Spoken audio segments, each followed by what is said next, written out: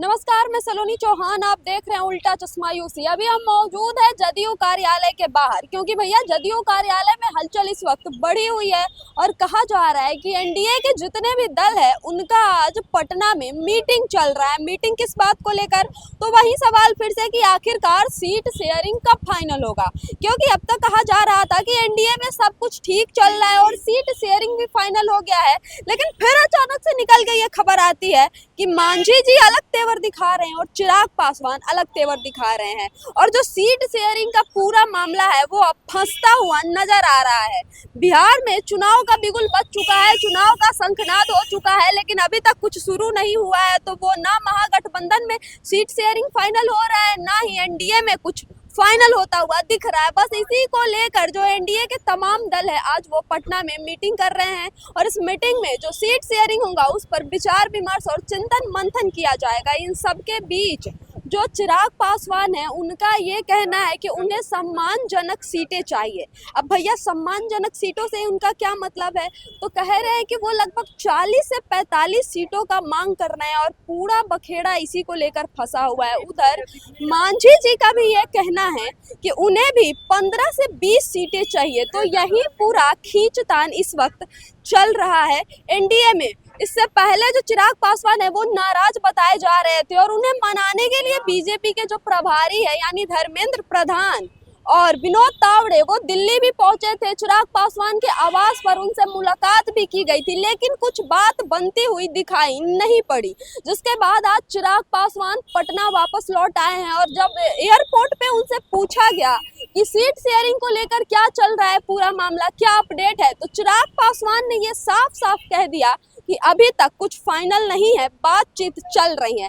यानी चिराग पासवान को मनाने की पूरी कवायद चल रही है इस वक्त कि चिराग पासवान मान जाए, उधर मांझी भी मान जाए और जो सीट शेयरिंग है उसका रास्ता साफ होता हुआ दिखे। क्योंकि सीट शेयरिंग का मामला जितना फंसेगा, जितना देर होगा चुनाव प्रचार में, उतनी ही ज्यादा देरी हो जाएगी और एनडीए को कहीं ना कहीं नुकसान होगा।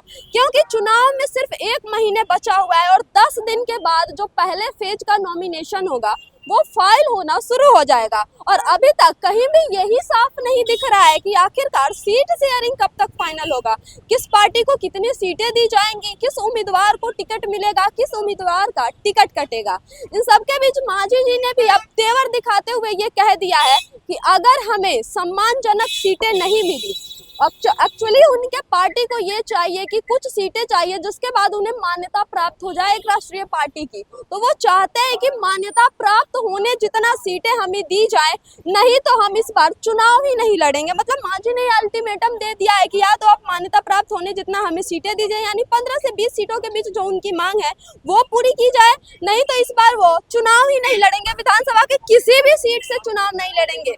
हालांकि वो ये कह रहे हैं, इस बात में अब कितनी सच्चाई निकलेगी और कितना अभी मामला फंसेगा या फिर सीट शेयरिंग का मामला आज सुलझ जाएगा, क्योंकि जो तमाम नेतागण है, जो तमाम दल है, उनके नेता आज पटना में मौजूद है और एनडीए का महामंथन चल रहा है सीट शेयरिंग को लेकर। ऐसा कहा जा रहा है कि शाम तक पूरा सीन क्लियर हो जाए कि किस पार्टी को कितनी सीटें मिले, या फिर ये भी कहा जा रहा है कि 2 से 3 दिन में अभी फाइनल होगा कि किसको कितनी सीटें मिलेंगी। इन सबके बीच हम जदयू कार्यालय के बाहर पहुंचे तो जदयू कार्यालय में बहुत हलचल देखने को मिल रही है, लगातार गाड़ियां आ रही है, जा रही है और नामांकन की तारीखों में अब बहुत कम बचा है। 10 दिन के बाद नामांकन की तारीख आ जाएगा जो पहले फेज के लिए वोटिंग होगी उसके लिए, और उसी के मद्देनजर जो उम्मीदवार है वो लगातार ऑफिस का चक्कर लगा रहे हैं और ये कहीं ना कहीं फाइनल करने की कोशिश कर रहे हैं, पता लगाने की कोशिश कर रहे हैं कि किसको टिकट मिलेगा, किसको टिकट नहीं मिलेगा। लेकिन यहाँ पूरा मामला तो अभी सीट शेयरिंग पर ही फंसा हुआ है,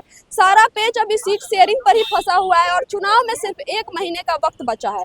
ऐसे में क्या कुछ निकलेगा ये तो अभी वक्त ही बताएगा। आज शाम तक ही सारा मामला क्लियर हो जाएगा या फिर और वक्त लगेगा एनडीए में सब कुछ ठीक होने में, सीट शेयरिंग फाइनल होने में, या फिर चिराग पासवान एनडीए के साथ ही बने रहेंगे, मान जाएंगे नेताओं के मनाने पर, या फिर कहीं और अपना रास्ता ढूंढेंगे।